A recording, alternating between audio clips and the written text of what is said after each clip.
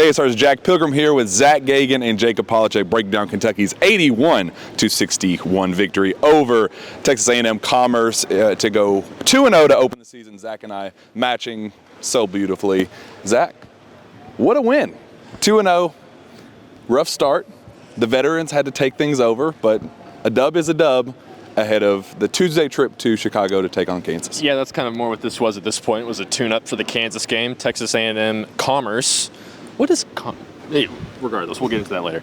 They came out here playing like a typical team that has never been to Rupp Arena before by shooting the lights out immediately. I believe they made their first 4 or 5 threes. I think it was first 5 of 8 maybe, 6 of 8, something like that. They were red hot. It was an 8-0 start. I think it ballooned to 19-6 before Kentucky kind of settled in. The game actually changed when one Reed Shepherd checked in and kind of had his fingerprints all over the game. His box score was not good at all if you look at it just like that, but an overall good, impactful game from him. And I think he was plus 19 in the box score at the end of the first half, which is pretty impressive because I think the next house maybe plus 9 with Justin Edwards. So, yeah, very slow start, but about the last 30 minutes, UK really picked it back up and showed why, Texas A&M-Commerce is still only in their second season of Division I basketball. Yeah, Kentucky goes down 13 early, and then it was Reed Shepherd kind of taking things over on the defensive end to allow Kentucky to kind of find its footing there. But Antonio Reeves kind of takes things over on the offensive end, starts knocking out threes. Just what can you say about the veteran?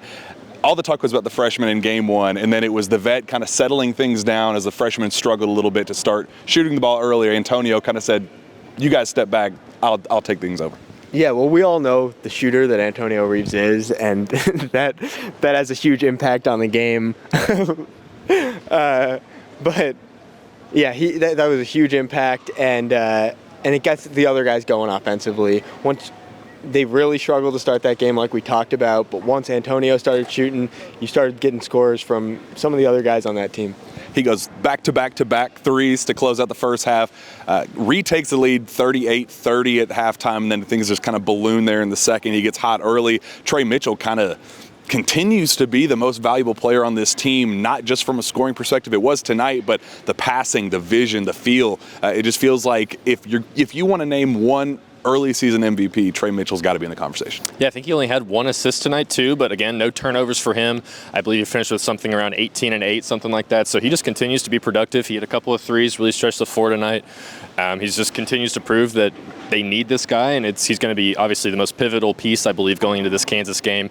The rebounding was still kind of an issue, I thought, at times, especially on the defensive end there. Trey is having to do a lot, it feels like, when it comes to rebounding. It's not so much of a gang rebound effort. It's kind of Trey and maybe Justin Edwards, go in there and just grab as many as you can. It worked tonight, but we'll just kind of see how it continues along. But yeah, another great game from Trey. As I've said in the preseason prediction type deal, he's going to be Kentucky's best player, and so far through 2 games, I think that's proven correct, even though Antonio Reeves did make 5 threes and have 21 points. Yeah, Hunter Dickinson coming up. Rebounding will have to be addressed. It does not appear that the 7-footers are going to be back. Cal kind of just... Or do. Didn't really... Well, I guess tonight... Kind of left that open-ended. Right now, just like right before we got started, Cal said in the postgame radio with Tom Leach that he's hopeful that Adu will be back on Tuesday. Definitely need him. Justin Edwards, kind of the next man up from a scoring perspective, 16 points there. Cal was, went in depth about how he needs to attack the basket more and draw fouls, get to the free throw line. That's going to be his bread and butter this season. What can you make of what Justin Edwards was able to do tonight? Yeah, I think having Justin being able to play the 3 and the 4 is huge for this team as they're getting some of these front court guys back, and he shows how valuable he is with those tip-in dunks, with his rebounding. He can do a lot, and he's really a versatile piece on this team. Yeah, got to get Adu back, but Justin Edwards, a very nice complementary piece. Again, I don't think he's ever going to be the star of the show, but he's always going to kind of be there and fill the stat sheet. Again, I don't even think he shot all that. 0 for 3 from 3, but he still did so many other things that you finish with 16 points, 7 rebounds, and you think, wow, Justin Edwards was awesome tonight. So great performance there.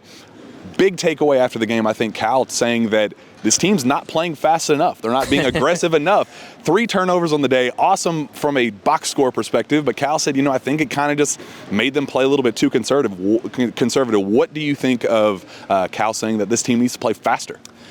I will take 3 turnovers over whatever he thinks the alternative to that is every single time. I think we only had 2 combined from DJ and Rob. They didn't shoot particularly well tonight. DJ did a good job of trying to get himself some buckets by going to the rim. Once he turns that corner, he's kind of unstoppable at that point. So I don't understand how all these freshmen don't turn the ball over. It's kind of amazing, honestly, when you watch it, because there is a lot of ball movement. The ball movement, I think you even pointed out in the first half, wasn't exactly kind of what it had been maybe in the exhibitions in the season opener. But they quickly figured things out. I don't think there was a tweak at halftime. Cal didn't try and ask us about it at halftime. No quiz today. We didn't get quizzed. He quizzed the entire crowd here about 17 times whenever he was doing his post-game radio, but we got no questions today, so there will be no mystery heading into Tuesday. But yeah, 3 turnovers is wildly impressive. I thought that they were semi-aggressive. Obviously you'd like to. They won the battle of the points in the paint by maybe 16 or 18 points. Obviously it's Texas A&M-Commerce, so not like Kansas and going up against Hunter Dickinson, but I thought they did well overall in the aggressiveness category, and then having 3 turnovers, like we could just talk about that all night, is incredible. I think they had 6 last game, but maybe the last 3 were kind of when the reserves came in, so 6 turnovers combined between 2 games is, I don't care who you're playing, I think that's pretty good.